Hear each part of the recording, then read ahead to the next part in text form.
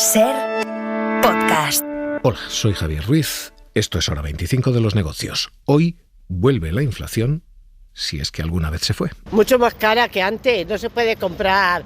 Con 50 euros llevas 4 cosas. Vengo ahora mismo de por pescado y de verdad ha subido muchísimo. Y ahora ya el colmo, como dice mi mujer, el aceite.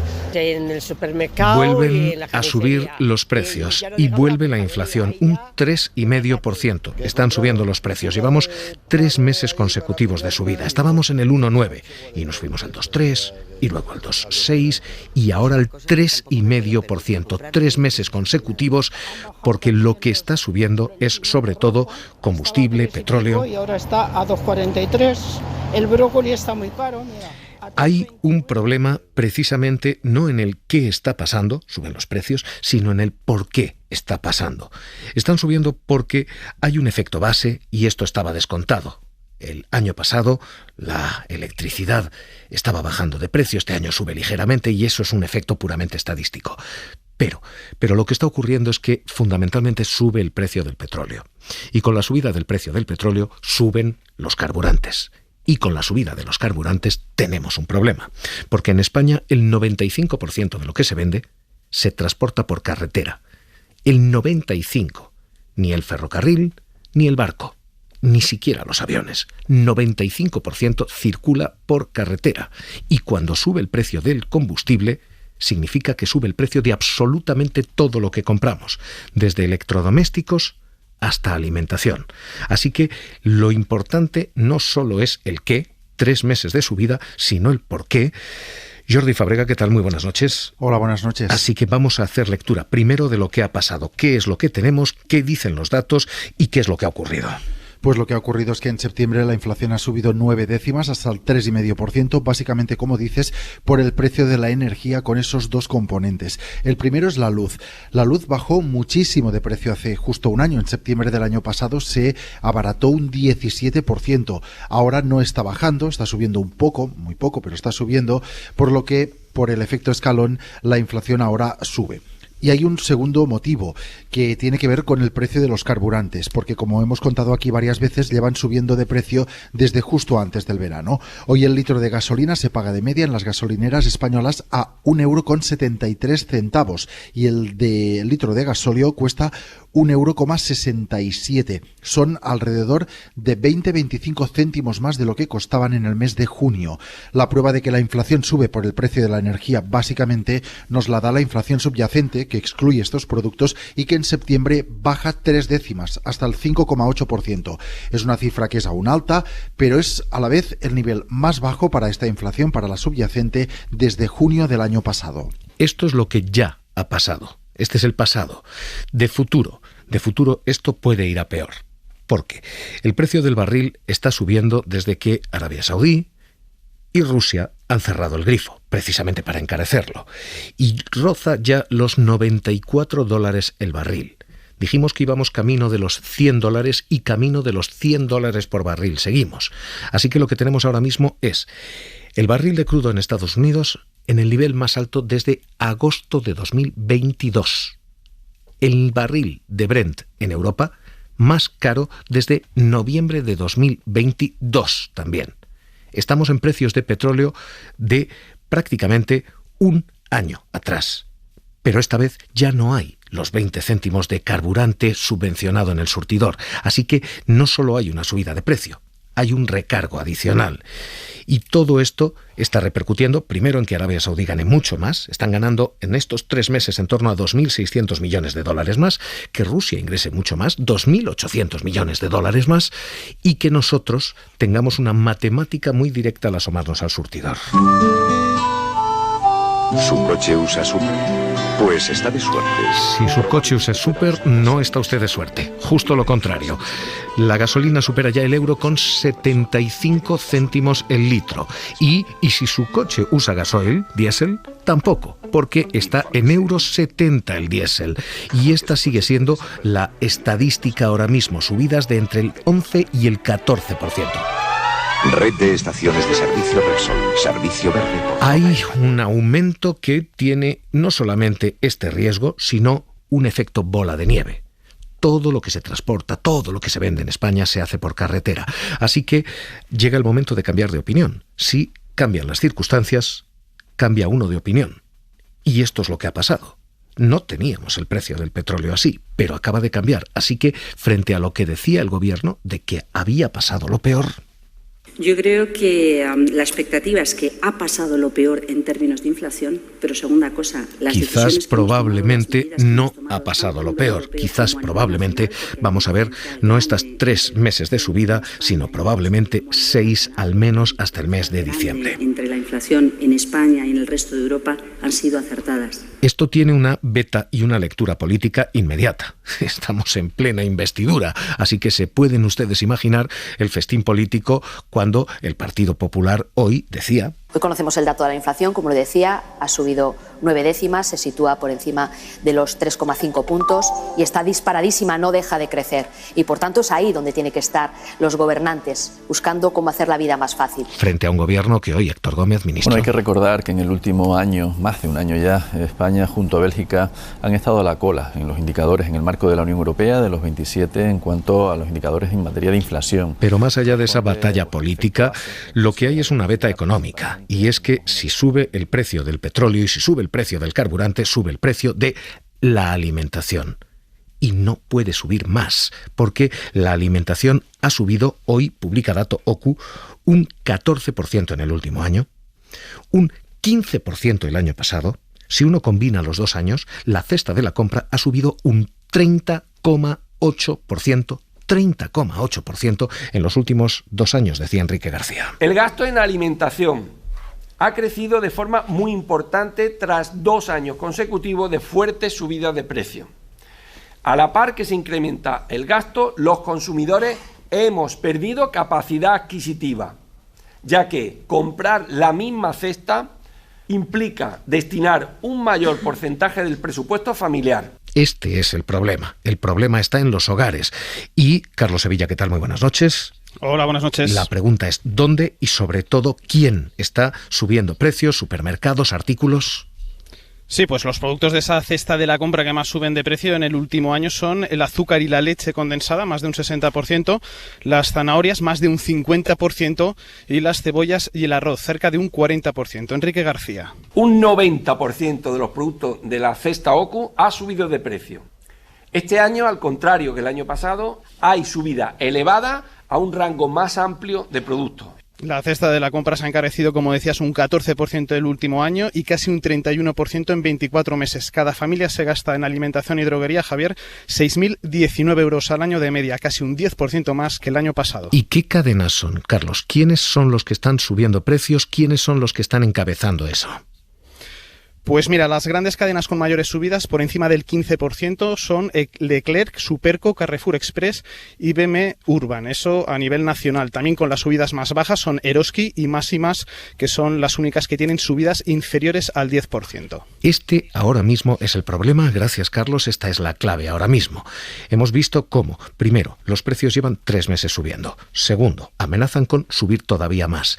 Y tercero, amenazan con desbordar este capítulo, el de la alimentación, que probablemente no resiste más. Hay muchas familias que están menguando su gasto en alimentación porque no son capaces de seguir estos incrementos de precio. Y llama especialmente la atención que el gobierno siga sin actuar en esto, que siga diciendo que hay que actuar. Hoy lo ha vuelto a hacer un sector del gobierno, Yolanda Díaz. Porque sabemos que son los extensos márgenes empresariales, hoy lo sabemos con el dato del IPC, los que están causando efectivamente la inflación. Y sabemos que tenemos que actuar.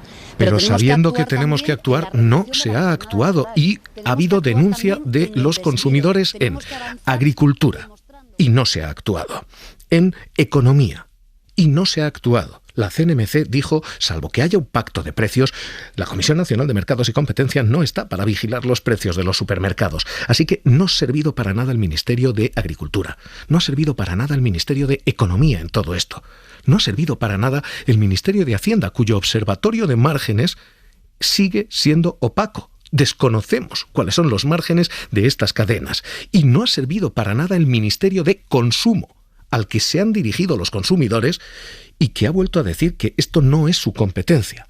4 ministerios, 4 sin dar respuesta. 4 ministerios a los que se piden respuestas o en mínimo atención al problema, porque ni siquiera se ha mirado, denuncian los sindicatos. Unai Sordo. Y desde luego las familias con menos salarios están sufriendo muchísimo los efectos de la inflación. Necesitamos un gobierno en plenas funciones para poner en marcha un observatorio de márgenes empresariales que deje claro... Pepe Álvarez, UGT. Queremos saber quién es quien se queda los beneficios de estas subidas de la inflación. ¿Por qué el aceite de oliva tiene el precio que tiene y sin embargo el agricultor en origen no tiene esa subida en la compra de la aceituna? Queremos saber por qué los carburantes en nuestro país, antes de que haya una rueda de prensa y uno de los jeques anuncie que va a recortar la producción, en España ya en las gasolineras ya está trasladado ese precio. Ahora mismo este es el problema. 3 meses de subida, un factor petróleo que probablemente va a hacer que no haya 3, sino 4, 5, quizás 6 meses de subida y problema final, mientras en España estos precios están subiendo, en nuestros competidores, Alemania, están cayendo. Nuestros precios han subido 0,9 este último mes. En Alemania han caído de un 6,1 a un 4,5%. Y es verdad que Alemania tiene más inflación, pero la tendencia alemana es de control de precios y la tendencia española es de desbordamiento de precios. Así que hay mucho análisis que hacer. Jefe de Economía de Oxford Economics, Ángel Talavera, ¿qué tal? Muy buenas noches. Hola, ¿qué tal? Buenas noches. Déjeme que se lo pregunte primero en perspectiva. ¿Vuelve la inflación? ¿Viene de nuevo una subida de precios para los próximos meses? ¿Cuántos? Pues sí, si entendemos inflación como las tasas que tenemos actualmente, digamos entre un 3,5 quizás hacia un 4%, yo creo que lo que queda de año lo más probable es que nos movamos en esas cifras. Estamos todavía muy por debajo de la inflación que tuvimos el año pasado, ¿no? Inflaciones de 10%, que sí que es algo que no habíamos visto pues desde, no sé, desde los años 70 quizá.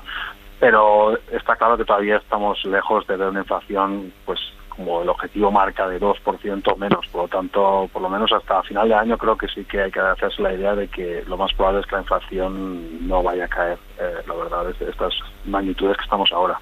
Hay que preocuparse, hay un posible efecto bola de nieve. Si esto genera el petróleo, ya digo, con todo lo que se transporta por carretera, ¿podemos acabar pagándolo en el supermercado? Sí, efectivamente, el precio del petróleo siempre tradicionalmente es el que ha determinado la inflación y los precios de energía de manera más relevante. El año pasado quizá tuvimos el tema del gas que se disparó de precio, pero el petróleo siempre ha sido la materia prima más importante. Por lo tanto, que suba el petróleo es muy mala noticia para España, porque además tradicionalmente la subida del petróleo nos afecta a la inflación un poco más que a nuestros países del entorno. Por lo tanto, primero precios de la gasolina y del gasoil, automáticamente ya lo vemos, y después ya empiezan a venir todos los componentes de cualquier producto o servicio que use energía o que use petróleo, pues ya vamos a ver subidas de precios casi seguro. ¿Cómo hay que leer fotografía y película? La fotografía es: España es el segundo país con inflación más baja. La foto es extraordinaria para España.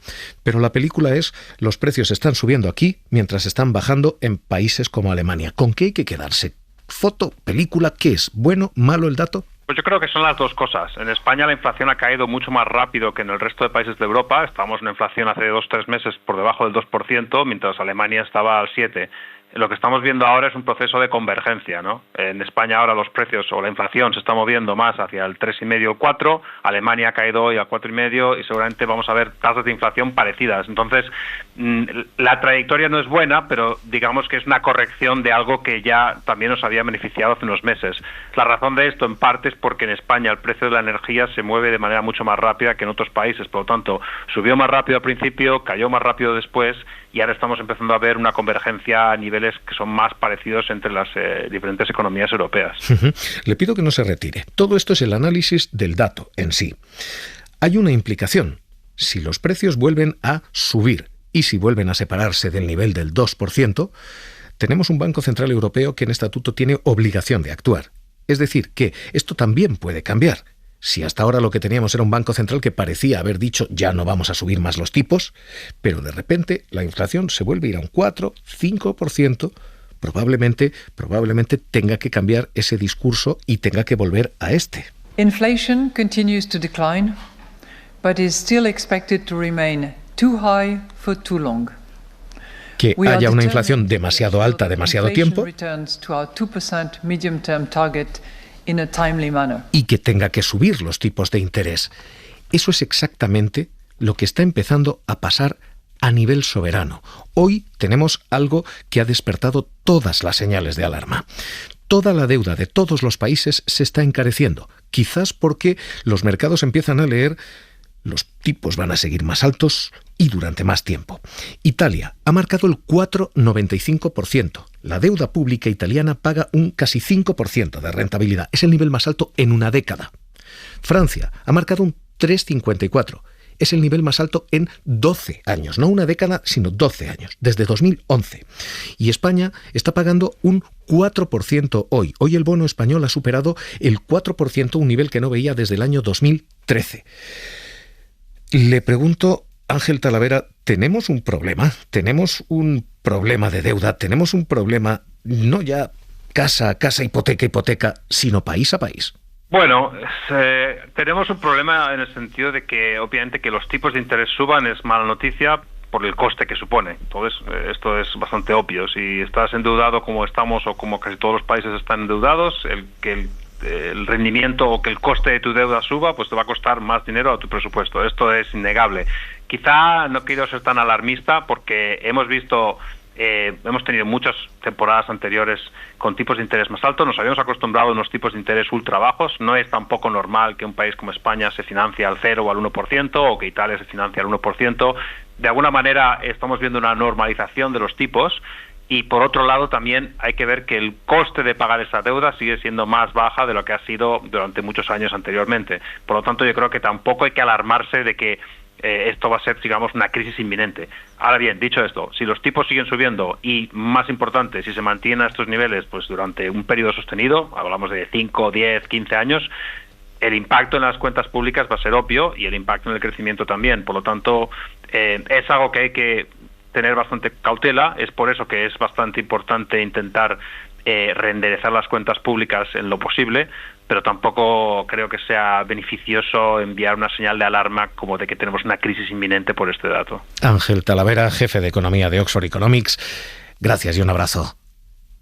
Igualmente, muchas gracias. Este es ahora mismo el panorama y efectivamente no hay una alerta inminente. Pero también es verdad y es cierto que hay que corregir ciertos niveles de deuda, porque lo que tenemos ahora mismo es una economía que nos permite endeudarnos. Gentiloni, la Comisión Europea, anunciaban eso, una cláusula de salvaguardia que permitía a ciertas economías tener más deuda, tener más déficit, precisamente porque había que combatir el COVID. It is evident that the Union is not yet out of a period of severe economic downturn.